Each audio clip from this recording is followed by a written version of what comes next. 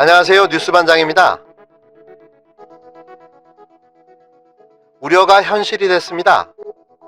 23일 조국 법무부 장관 자택에 대한 압수수색이 진행되면서 검찰 쿠데타가 그 정점을 찍었는데요. 이쯤 되면 막 가자는 겁니다. 검찰은 이성도 정신줄도 놓고 말았습니다. 그도 그럴 것이 조국 장관을 기소하지 못하면 모두 추풍낙엽처럼 모가지가 떨어져 나갈 것이 뻔한 일인데요.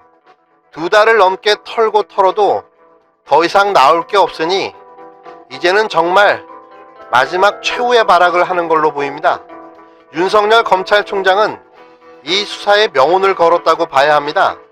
조국 장관을 기소하지 못하면 검찰 전체가 날아갈 판이니 아마 무슨 수를 쓰던지 수단과 방법을 가리지 않고 반드시 조국 장관을 기소할 겁니다. 검찰은 언론과 연합해서 총공세를 펼치고 있는데요. 검찰과 언론의 양동작전이 아주 눈물겹습니다. 꼭 이렇게까지 해야 합니까? 주거니 받거니 아주 꼴값들을 떨고 있는데요. 이 죗값을 어떻게 다 받으려고 이러는지 모르겠습니다. 검찰과 언론의 이런 커넥션 정황은 조국 장관 자택 압수수색 보도에서 드러났는데요. 조국 장관 자택 압수수색은 23일 오전 9시에 불시에 이루어졌습니다. 그런데 언론에 보도된 기사의 작성 날짜가 전날인 22일 오후 8시 49분인 겁니다. 그러니까 대한민국 기레기들은 그 전날 미리 기사를 작성하고 기다렸다는 겁니다. 보도된 작성 날짜가 노출되면서 이런 사실이 드러났는데요. 여태까지 언론과 검찰의 커넥션 전모가 드러난 셈입니다. 검찰이 피해 사실을 흘려주면 언론은 그걸 주워 담아 특종 기사를 작성하고 신문 부수와 조회수를 올렸던 거죠. 그러니까 서로 상부상조하며 공생관계를 이어왔던 건데요. 알고는 있었지만 정말 기가 막힐 따름입니다. 이번 조국 사태가 정리되면 응당한 그 대가를 치러야 할 것입니다. 대한민국 개검과 기레기의 최후가 다가오고 있습니다. 검찰 쿠데타, 검찰의 반란, 혹자들은 이런 일련의 모든 과정을 문재인 대통령은 알고 있었고 기획했다는 가상의 시나리오를 말하기도 합니다. 사실 신이 아닌 이상 어떻게 이런 상황까지 예측할 수 있었겠습니까? 하지만 그 내용을 보면 놀라움을 감출 길이 없습니다. 정말 현재의 상황을 예언한 것 같다는 생각이 들어 소름이 돋기도 하는데요. 제 생각에는 단지 지금 벌어지는 검찰 쿠데타가 전화위복에 좋은 기회가 될 수 있다는 의미로 해석됩니다. 반드시 안 좋은 게 있으면 좋은 점도 있다는 뜻입니다. 그렇다면 검찰 쿠데타는 현재 검찰개혁에 어떤 영향을 미쳤으며 앞으로 어떻게 전개될까요?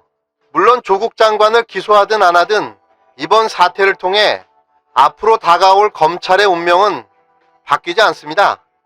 여기서부터는 저의 뇌피셜입니다. 한번 들어봐 주시기 바랍니다.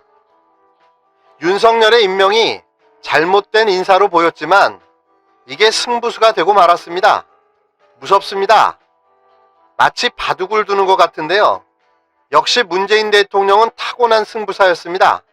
문재인 대통령과 조국 장관은 무려 8년 전부터 검찰 개혁을 준비해왔습니다.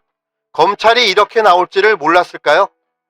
지금 사태를 보면 미리 조국 법무부 장관을 임명해 검찰과 법무부를 정리하고 윤석열 검찰총장을 임명하면 검찰 개혁이 좀 더 수월할 수 있었다는 이야기들을 많이 합니다. 하지만 그건 검찰을 잘 몰라서 하는 이야기입니다. 그렇게 한들 현재의 권력 앞에서만 충성하는 검찰, 또다시 정권이 바뀌면 다시 원래의 검찰로 되돌아가고 마는 거죠. 그래서 검찰 개혁이 매번 실패하고 마는 악순환만 계속되어 왔던 겁니다.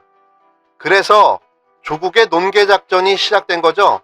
조국 법무부 장관보다 윤석열 검찰총장을 먼저 임명해 사전에 누가 윤석열 라인인지 속아냈고 법무부 주요 보직을 차기 법무부 장관인 조국 장관이 행사하도록 해 비검찰 출신의 인사를 단행한 겁니다. 이게 윤석열 검찰총장의 숨통을 조인 거죠. 검찰의 손과 발을 다 묶어버린 겁니다. 한 예로 900억 검찰 예산을 법무부 장관의 사인 없이는 한 푼도 사용할 수 없게 되고 만 거죠. 이거 정말 무서운 수 아닙니까? 윤석열 검찰총장은 조국 장관이 임명되면 벌어질 검찰개혁을 예상하며 그를 낙마시키기 위해 총력전을 다했는데요. 이후 임명되고 나서는 기소에 사퇴시키기 위해 발악을 하는 겁니다. 이번 검찰 구테타는 윤석열이 아니라 어떤 누가 임명되더라도 99% 나올 수밖에 없는 시나리오입니다. 이게 개검의 현실이고 그들의 습성이자 본성이기 때문인데요. 그래서 오히려 좌천 인사였던 윤석열 검찰총장의 임명은 그의 검찰 내 세력이 약했기 때문에 오히려 더 강력한 반발을 막을 수 있었던 겁니다. 하지만 윤석열 검찰총장 임명을 통해서 거둬들인 수확도 큰데요. 윤석열 검찰총장 임명은 기수 파괴라는 셀프 개혁을 통해 다수의 검찰 내 적폐들이 알아서 옷을 벗고 나가게 되는 계기가 됐고, 검찰 적폐의 핵심 줄기인 특수부를 분리수거해 놓아 한 번에 적출할 수 있게 만들어 놓았습니다. 어찌됐건 이번 검찰의 구테타는 실패 시 회생불능한 타격을 입을 수밖에 없는 상황이 되어버리고 만 겁니다. 결과적으로 윤석열의 자승자박은 필패가 되고 말았습니다.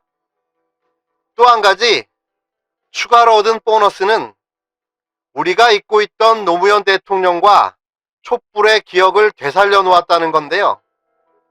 만약에 이게 문재인 대통령의 시나리오였다면 그는 진짜 정치 천재가 맞을 겁니다. 여기까지 뉴스반장 뇌피셜이었습니다.